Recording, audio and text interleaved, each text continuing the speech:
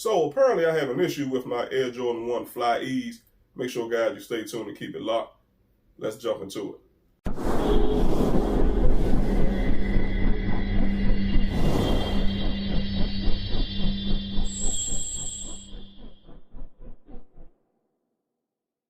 What's going on, everybody, and welcome back once again to the DC show. It's your boy T McNeil.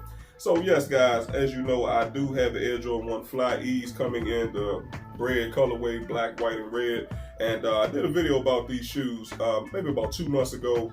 I talked about all the materials, the ins and outs. I talked about the price point. I did on the foot review, etc. Okay, so of course you guys remember that. But the thing is, with this particular shoe, I have a very, I'm not going to say a small gripe, but it's kind of like a medium gripe with the shoe that I didn't quite pick up on the last time that I wore the shoes. Now, just to let you guys know ahead of time, these shoes typically stay in the box majority of the time. I keep them tucked away in my closet. And the reason why is because depending on the weather situation and depending on my work schedule, I don't really get an opportunity to rock the shoes like that anyway. So it's one of those situations where I had an official full day to actually wear the shoes 2 days ago on Sunday, okay? Very nice, beautiful day. So I said, you know what? I'm gonna go ahead and throw these bad boys on because I think Saturday night in my area, in my state of Maryland actually, it had rained a lot. So I was kind of hesitant to put them on. I said it might be a lot of mud and stuff like that. So I kind of avoided the grassy areas and just make sure I walked on sidewalks and pavement and things like that where it was nice and dry, okay? So upon wearing the shoes, I started noticing, guys, that on the inner portion of the shoe, on the back of the shoe right here, guys, where the heel support is right here, on the inner portion, the padding that the Nike and Jordan brand has put into these shoes is extremely thin, okay? If you guys own this actual pair of shoes, let a brother know down below in the comment section. Now, I know, guys, there's a lot of different Air Jordan 1s out there as far as a colorway standpoint. Like I always tell you guys, it is the most duplicated shoe in the history of the Air Jordan lineup, okay? That's 1 through 23.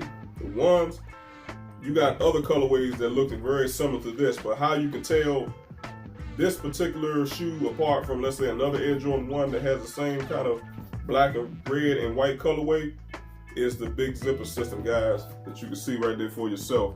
It goes around the heel of the shoe and connects all the way to the back heel base, okay? From that point all the way up to where the eyelids is. That's the reason and the way that you can tell the difference between the majority of the Air Jordan 1s, especially that look like this, okay? But yes, the Fly E's, they're very comfortable, but I noticed when I was walking, because there's not a lot of padding back here on the inner portion, I was getting a little bit of discomfort, okay? Okay, what do you mean by discomfort? Well, every time that I took a step, and primarily it's the right shoe, the one that I'm holding, guys, I didn't really feel it too much in the left shoe for some odd, strange reason. And really, at the end of the day, it's the same padding that come in both shoes. But I think what's going on is every time that I walk into these shoes, the inner portion of this shoe right here, guys, was kind of really like chafing and digging into the back of my ankles, and I thought for a minute, I said, well, maybe it's the socks that I have on, maybe the socks are too thin, whatever the case may be. But I had medium-sized type of socks on as far as thickness, like regular socks. So I'm like, that's a little weird to me. Like, I'm like, what the heck is going on? Like, I shouldn't be feeling that, okay? But now, upon further inspection, guys, when I actually put my thumb back here, it's pretty much like bare minimum. I mean, you probably have about maybe that much cushioning inside of these shoes as far as the heel support goes. Now, the side supports, guys, where your ankles are, is very, very thick. About that thick, okay? You're talking about like maybe a ½ inch thick. So you do have good ankle support, like I always talk about in the shoes. But again, it's something about the inner portion of this heel base right here, guys. All of this right here is paper thin, okay? So that's a serious gripe with me. And I'm kind of in one of those situations where I have to kind of decide and say, how many more times am I going to wear these shoes? Because I don't remember what the return policy is. And actually, if you order the shoes from Nike.com or the sneakers app, whatever the case may be, You guys know that Nike and Jordan Brand will send you a return label, but I think it has to be used within a certain amount of days. Okay, so we're talking about 2 months. Now, if I do decide to send these shoes back, I have to go online and see, you know, if it's even possible at this point, because I've had the shoes for so long. Okay, but normally I think they give you like anywhere between, I think, 7 to 14 days or somewhere around there to actually return the shoes. So again, as I mentioned before, because of my work schedule and barring how the weather is for that day, I try to keep these shoes as fresh as possible, and I don't have the opportunity to wear them because of my work schedule. Okay, so this is one of the things I'm going to have to decide whether or not this is going to be sent back, or am I going to maybe try to make some modifications somewhere, maybe put extra padding in here or something to try to solve the problem. I'm just not sure. Okay, but again, like I said, guys, very nice shoe. The right shoe is definitely the culprit in this situation, but for some strange reason, like I said before, the left shoe doesn't give me that problem. Okay, so I'm not sure exactly what's going on, because both of these shoes have the exact same cushioning to a T. Okay, one's not more than the other or less than the other. Okay, so you guys let me know what you think. Other than that, I'm looking at the toe box area as well, guys. Now this is the left shoe.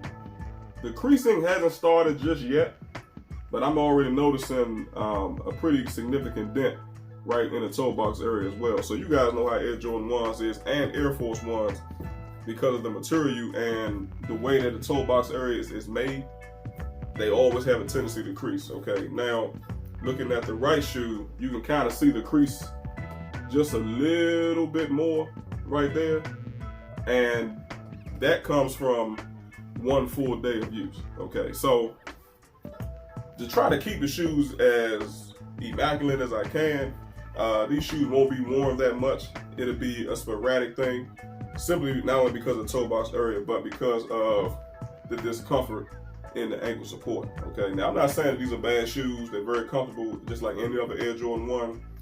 But if you guys decide to get the Fly E's, or if you've already purchased the shoes, or if you're kind of on the fence about it, just know and understand that, you know, that's a possibility for your feet as well. It could just be me, but you know, that remains to be seen. All right, so if you guys have any comments, any questions, make sure y'all leave it down below. Also, guys, make sure that you like, share, and subscribe to the channel if you haven't already. I would definitely appreciate that. So any comments or questions, leave them down below, and a brother got you. All right, so I appreciate you guys watching, listening, and tuning in. Until the next time, y'all have a good one.